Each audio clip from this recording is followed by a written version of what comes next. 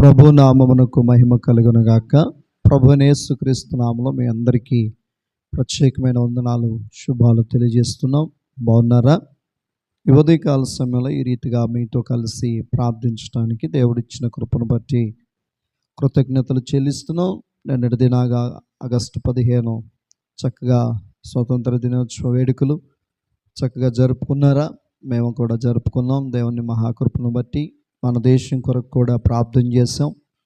మీరు కూడా మన దేశం కొరకు, మరి స్వతంత్రం వచ్చి ఎన్ని దినాలు అవుతున్నా కొంతమంది జీవితాలకి స్వతంత్రం లేదు కనుక స్వతంత్రం కావాలి, అది పరిపూర్ణమై ఉండాలి. చూడండి, అందుకనే ఏం చేయాలి అంటే, స్వతంత్రం కావాలంటే సామెతల గ్రంథం 28వ అధ్యాయము 1వ వచనం, ఎవడును తరమకుండానే దుష్టుడు పారిపోవును, నీతిమంతులు సింహం వలె ధైర్యముగా నుందురు. చూసారా ఈ మాట? దుష్టుడు మనల్ని అనేక రీతిలుగా పాడు చేయాలని చూస్తాడు.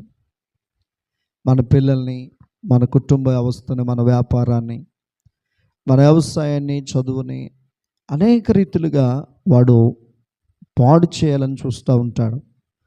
ప్రియమైన బిడ్డలారా, మరి మనం ఏం చేయాలి అయ్యగారు అంటే, మీరేమి చేయ అవసరం లేదు. వాడి కోసం మీరు టైం వేస్ట్ చేయాల్సిన అవసరం లేదు. వాడి కోసం మీరు ఏదో పన్నాగాలు పన్నాల్సిన అవసరం లేదు, ప్లాన్లు వేయాల్సిన అవసరం లేదు. మరి ఏం చేయాలనంటే, ఒకే ఒక మాట చెప్తున్నాడు, నీతిమంతులు సింహం వలె ధైర్యముగా నుందరు. అంటే మనం నీతిమంతులుగా మారితే చాలు. మనము నీతిమంతులుగా మారితే సింహం వల్ల ఎలా ఉంటారంటే ధైర్యముగా ఉంటారు. ఎవడు తరమకుండానే దుష్టుడు ఏం చేస్తాడు? పారిపోతాడు. వాడే పారిపోతాడు. మీ ఇంట్లోకి వచ్చినా, నీ ఒంట్లోకి వచ్చినా, నీ పరిచర్యలకు వచ్చినా, లేకపోతే నీ దాంపత్య జీవితంలోకి వచ్చినా, నీ చదువులోకి వచ్చినా, నీ ఉద్యోగంలోకి వచ్చినా, ఆ దుష్టుడు ఎవరు తరమకుండానే పారిపోతాడు. ఎప్పుడు నీతిమంతురాలుగా, నీతిమంతుడిగా మారినప్పుడు సింహం వలె ధైర్యంగా నుందరు. నీతిమంతులుగా ఉంటే నువ్వు సింహంలాగా ధైర్యంగా ఉంటావు. కనుక నేను చెప్పేది ఏంటి అంటే, మనము దుష్టుడి కోసం ఆలోచన చేస్తే, టైం వేస్ట్ చేసే కంటే నీతిమంతులుగా మారదాం. దేవుడు మనకి ధైర్యం ఇచ్చునుగాక. ప్రార్థన చేసుకుందాం. పరిశుద్ధుడా, ప్రేమ నమ్మకం కలిగిన యేసయ్య, ఉదయకాల సమయంలో పిల్లల్ని, కుటుంబాలని దీవించిన, ఆస్వాదించిన, మా చిన్న పరిచర్యను దీవించిన, ఇప్పటికీ 500 మందిని సబ్స్క్రైబ్ చేసే అందరిని బట్టి స్తోత్రాలు.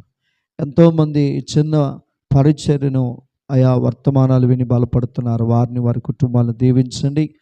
అనుదినము ఈ ప్రార్థన ఆశీర్వాదకరంగా మార్చమని, ఇదిగో ఇంకా అనేకులకి షేర్ చేసి అనేక కుటుంబాల్లో ఈ వాక్యం వినబడినట్లుగా చేయమని యేసయ్య నామములో ఈ మనవులను అడిగి పొందినాము తండ్రి. ఆమేన్. అందరికీ వందనాలు.